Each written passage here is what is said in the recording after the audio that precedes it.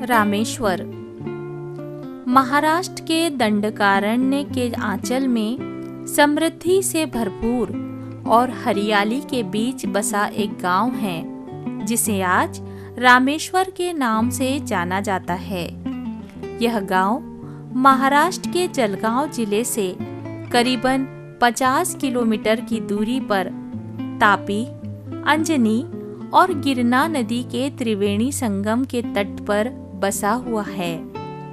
मान्यता यह है कि लगभग 12,50,000 वर्ष पूर्व अर्थात द्वापर युग में इसी स्थान को ऋषि विश्वामित्र की तपोभूमि कहा जाता है। कारण इसी स्थान पर ऋषि विश्वामित्र ने कई वर्षों तक गायत्री यज्ञ किया था।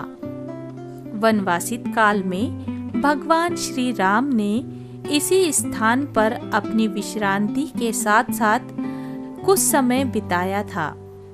इस क्षेत्र की प्रमुख विशेषता यह है कि इस स्थान पर प्रभु श्री रामचंद्र जी और श्री लक्ष्मण जी ने एक ही स्थान पर अलग अलग आसनस्थ होकर भगवान श्री शिव शंकर जी के लिंग की स्थापना कर नित्य रोज पूजा अर्चना किया करते थे।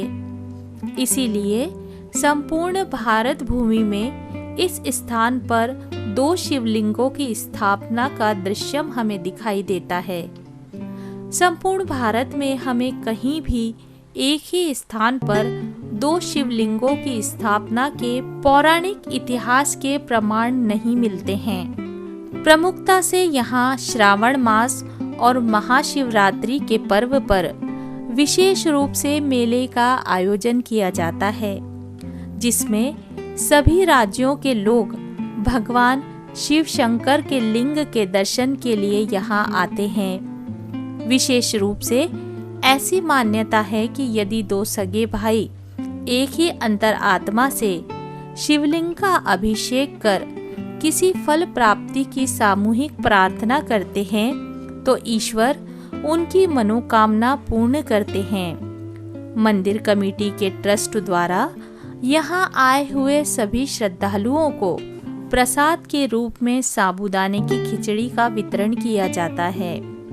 तो आप भी यहाँ अवश्य पधार कर अपनी मनोवांछित इच्छा को प्राप्त करें। जय श्री रामेश्वर।